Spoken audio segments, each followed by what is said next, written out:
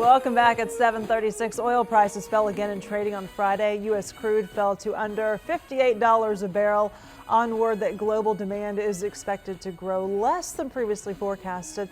That's the lowest price in more than 5 years. It has pushed gas prices to their lowest levels in 6 years. National average for a gallon right now, $2.54. Drivers in Texas paying on average $2.32. In Dallas, $2.24, a penny cheaper in Fort Worth at $2.23. Yeah, gas prices, look at that, pretty good, around $2. Reality for drivers in some areas, but the cheap prices really could hurt the Texas economy. Bud Weinstein is an economist from the Energy Institute at SMU's Cox School of Business. Thank you so much for being here. I know on last week we were reporting in Dallas, downtown Dallas, drivers were seeing gas prices at $1.99. It was right under $2. We were all cheering, everyone's so excited, but there's a downside to this, right? It's good news, bad news.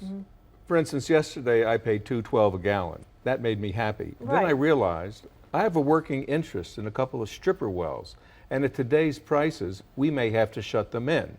Right. And you draw that out to the entire Texas economy, and you remember that we're the #1 oil and gas producing state in the country.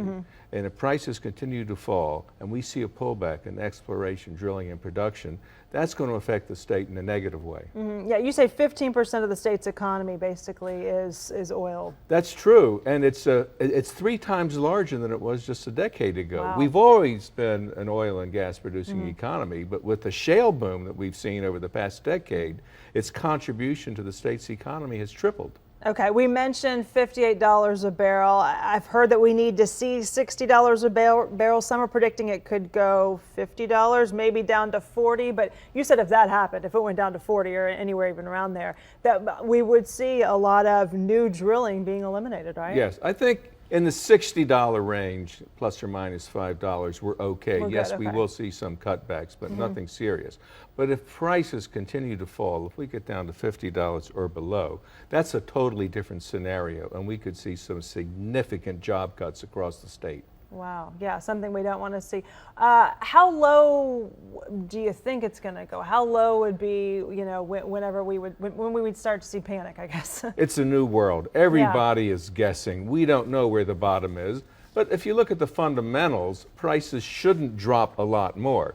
The real problem isn't just that we've got an excess supply because of all this new production coming from the U.S.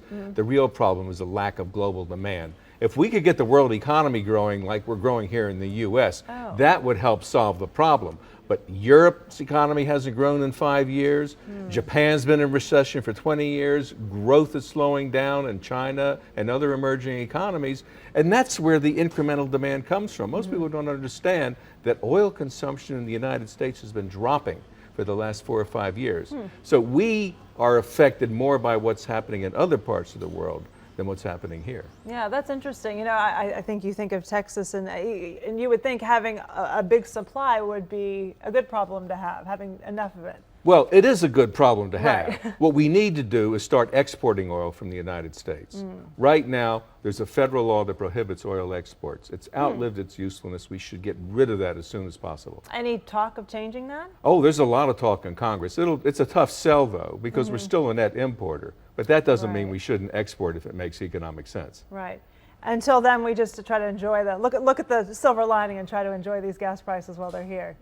Well, it's a real boon to consumers. It's estimated that the typical American household now has an extra $90 a month to spend. So maybe it'll be good for the holiday shopping season. So maybe it'll turn things around, yeah, and at least people will buy stuff. So, yeah, true. Thank you so much for joining us, giving us some insight on this.